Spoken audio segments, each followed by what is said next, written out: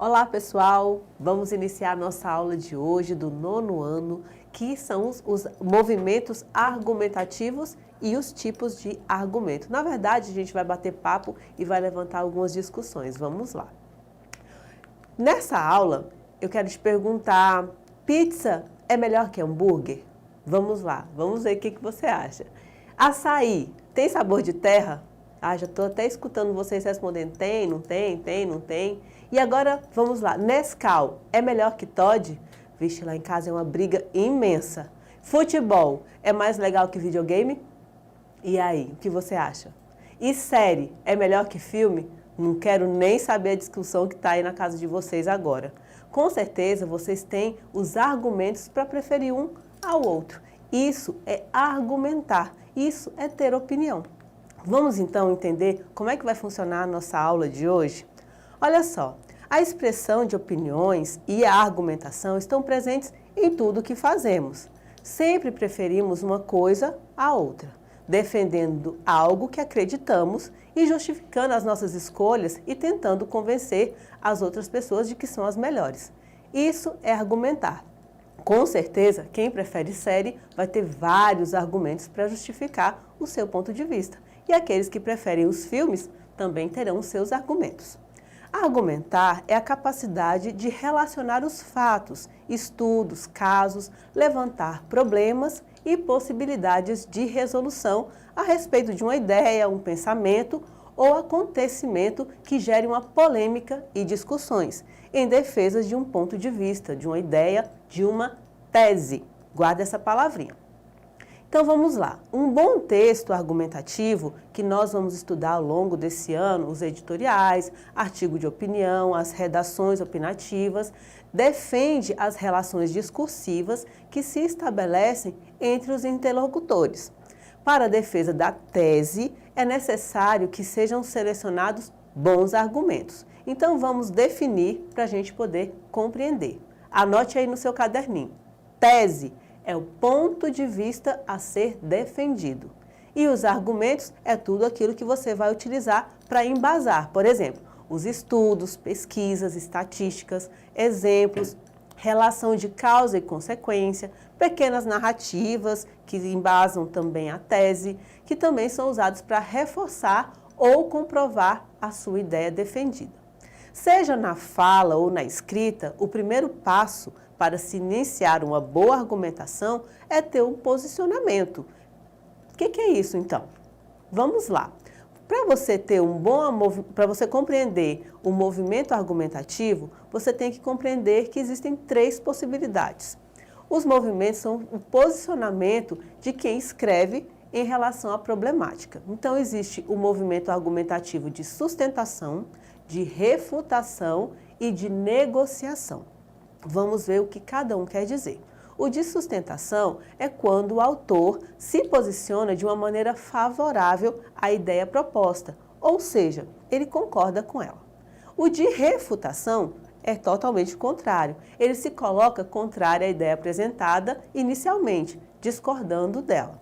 E de negociação é um contraponto. Vamos ver aqui na definição. Ele apresenta uma espécie de relativização, fazendo ponderações, assumindo uma posição de disputa entre os prós e os contra.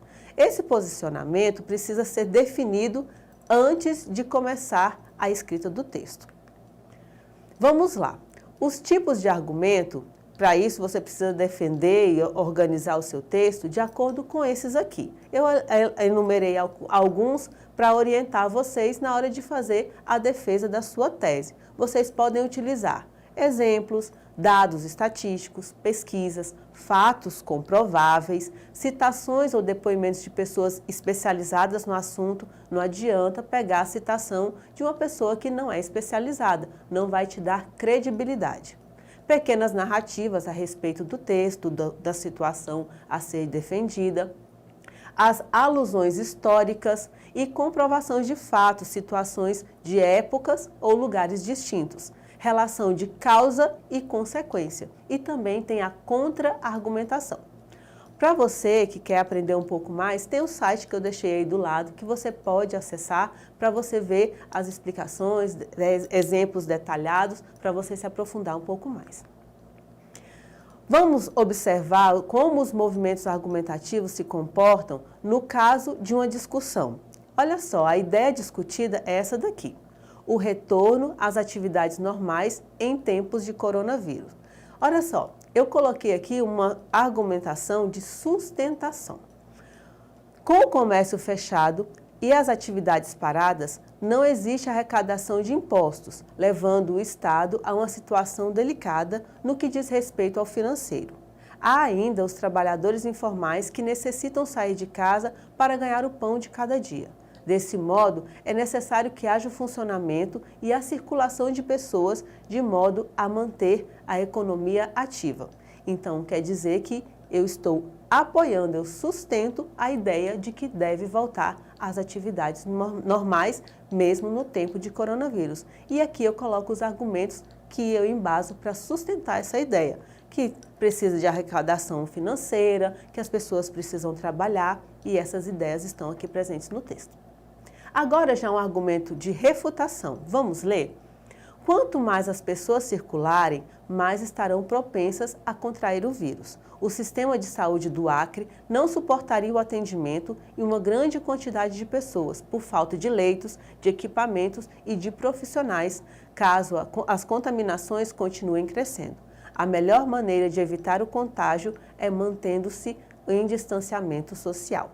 Observe que eu estou refutando a ideia do retorno das atividades normais no tempo de coronavírus. Por quê? A situação da saúde poderia ficar calamitosa, as pessoas poderiam contrair mais ainda a doença. Então, eu estou refutando a ideia do retorno. Agora, um movimento argumentativo que eu estou trazendo a negociação. Vamos observar. A liberação do período de quarentena é uma necessidade quando se pensa na estrutura financeira do Estado e no quanto o comércio e os empresários estão sofrendo com essas medidas. Todavia, a crescente dos casos de contaminação precisa ser observada, a fim de verificar se o movimento é seguro para isso, se o momento é seguro para isso.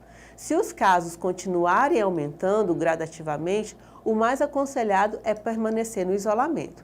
Se for observado que houve diminuição e que a população não corre riscos, a flexibilização aconteça aos poucos e dentro de limites e regras pré-estabelecidas. Aqui eu já coloco as duas situações, que é necessário que haja a liberação, mas dentro de uma limitação de segurança. Então, eu estou fazendo uma negociação para que haja o retorno das atividades. Ficou bem claro para vocês? Se não ficou, volta, lê novamente. Vamos lá para o nosso exercitando para a gente aplicar tudo que nós aprendemos. Olha lá, eu pedi para vocês, como estamos trabalhando com o gênero editorial nesse bimestre, caracterizando como um texto jornalístico que defende a opinião de um grupo, nós vamos observar esse editorial abaixo. E vocês vão colocar para mim qual o movimento argumentativo adotado e quais os tipos de argumentos que foram possíveis levantar nessa questão. Olha só, o título diz assim, editorial, isolamento social é o melhor remédio. Foi publicado esse editorial e que dizia isso. O isolamento social é o melhor remédio. Na grave situação em que vivemos, é preciso ter claro que a guerra contra o novo coronavírus não será vencida em uma blitzing de um ataque relâmpago, que derrotará o adversário em apenas uma arremetida. O inimigo é tinhoso, instalou-se entre nós de tal modo que muitos julgam que já não representa perigo. Então, quais foram os movimentos que eu analisei nesse texto? Olha só, outro trecho. Infelizmente, observa-se em muitas cidades o aumento e a circulação de pessoas e carros nas ruas. Se isso se agravar, levando-se a maiores aglomerações, a situação poderá sair de controle. Caso haja insistência na reabertura intempestiva do comércio, se toda a atividade econômica for retomada e se as escolas retornarem às aulas, isso levaria à contaminação generalizada em curto espaço de tempo. Em consequência, os serviços médicos ficariam superlotados, inviabilizando o atendimento a todos que precisam de internações hospitalares. Podemos observar esse caos em países que negligenciaram as orientações da Organização Mundial de Saúde, da OMS. Isolamento social é o melhor remédio. Então, ele está dizendo que seria o melhor remédio ficar em casa. E por isso ele usa todos os argumentos, todos os pretextos, tudo que ele levantou, todos os dados estatísticos para dizer que sim, é melhor ficar em casa. Usou também a pesquisa que fez em outros países, levantou a situação de outros lugares que negligenciaram as recomendações. Então, ele está fazendo isso de uma maneira que o argumento é de sustentação. Olha só, pelo título, nós já podemos perceber que o grupo do jornal é favorável à continuação do isolamento. Podemos entender isso quando ele diz que é o melhor remédio. Nesse caso, se a ideia discutida for a manutenção do período em tempo de isolamento social, existe sim o movimento argumentativo de sustentação, pois ele está se posicionando de maneira favorável, ok? Agora, qual é a tese defendida e o movimento argumentativo adotado nesse texto que nós vamos ler agora?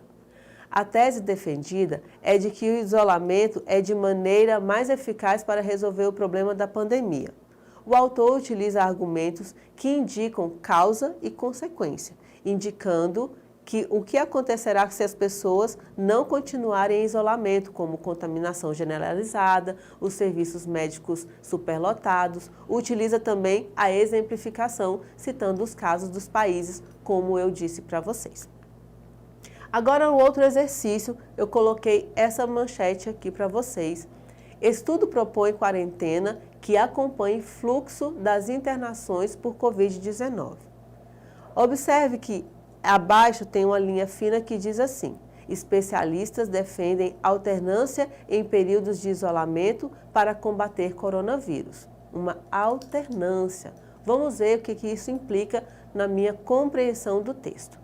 Já nesse título de editorial, percebemos uma proposta que visa a negociação, uma alternância. Se a quantidade de casos for pequena, os estados voltam às atividades. Se crescer, voltam para os períodos de distanciamento. Então, existe uma possibilidade de flexibilizar e existe uma possibilidade de se manter a quarentena. Então, ele está fazendo um movimento argumentativo de negociação.